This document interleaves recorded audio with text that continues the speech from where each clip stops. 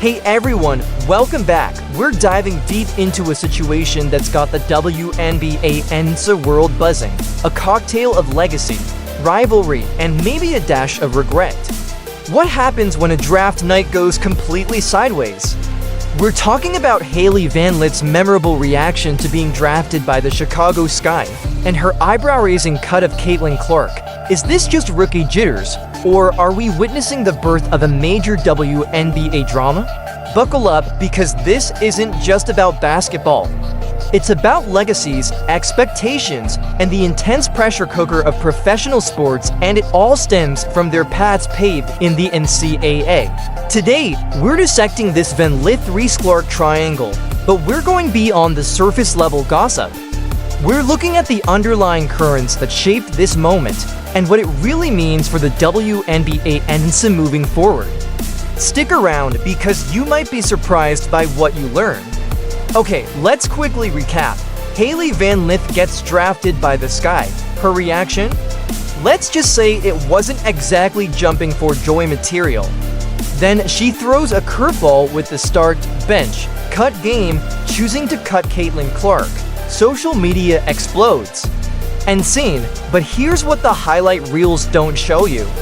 Let's dissect the deeper story, the legacies, rivalries, and internal team issues that you never see on the screen. Let's start with Hailey Van Lith.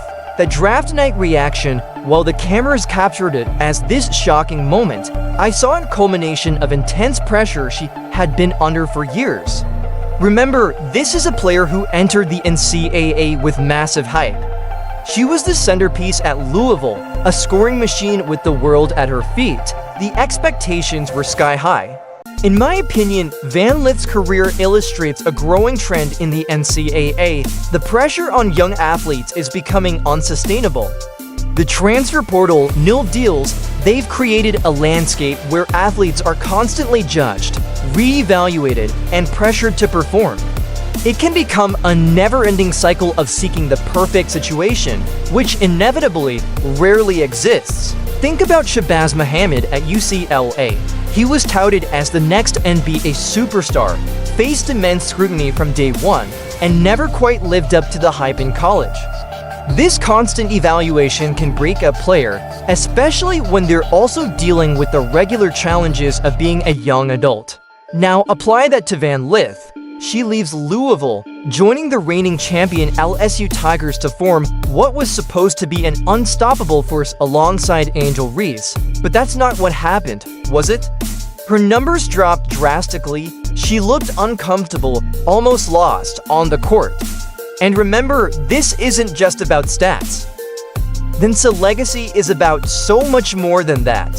It's about the experience, the growth, and how you contribute to your team.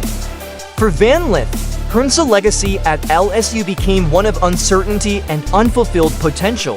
In my view, the LSU situation exposed a fundamental flaw in the super team model. Just throwing together a bunch of talented individuals doesn't guarantee success. You need chemistry, shared goals, and a willingness to sacrifice individual stats for the good of the team. And from what I've observed, that didn't happen at LSU. Think about the 2012 US Olympic basketball team. They were a collection of superstars, but they needed to learn to play together, to trust each other. Coach K did an amazing job fostering a team-first mentality, and that's why they dominated. Lack of cohesion can kill a team, no matter how talented. So Van Lith goes from being the star to playing a supporting role, and she's visibly frustrated. The offense seemed to run primarily through Angel Reese. Was there jealousy? Personality clashes, perhaps, but the bottom line is something wasn't working. And that brings us back to the draft. Is it any wonder that Van Lith looked horrified at the prospect of being reunited with Reese?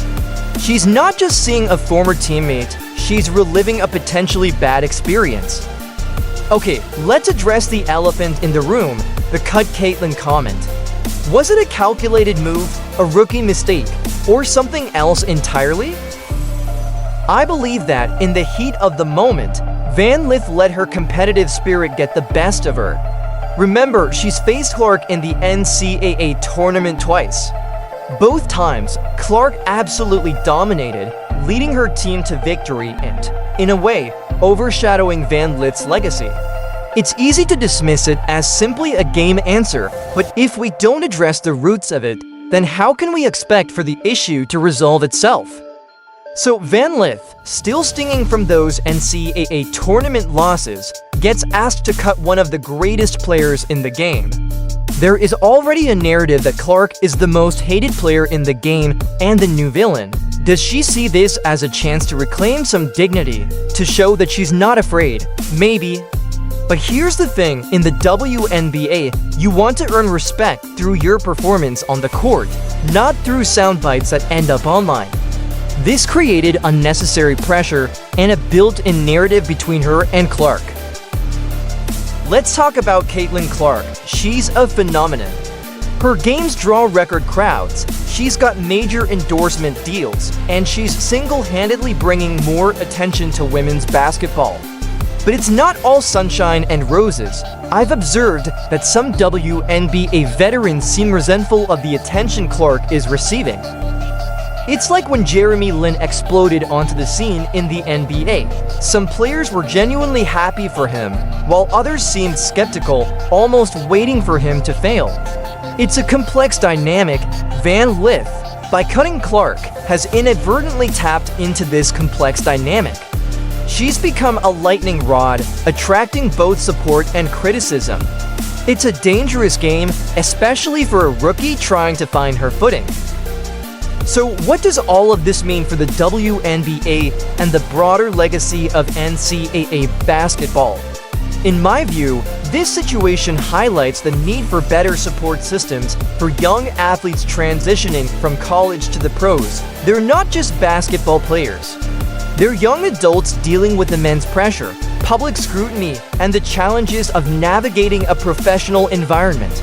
The WNBA NCAA needs to provide more resources to help them manage these challenges. Look at the NBA's Rookie Transition Program. It's designed to help young players adjust to the demands of professional basketball, both on and off the court. The WNBA and NCAA could learn from that model. As for Van Lith, she's got a tough road ahead. She needs to focus on improving her game, building relationships with her teammates, and letting her performance on the court speak for itself. Forget trying to please anyone or create a persona that doesn't fit who you are. Thanks for watching. What do you think? Is this all overblown, or are we witnessing the beginning of a real rivalry? Let me know in the comments. And don't forget to subscribe for more in-depth analysis of the WNBA answer.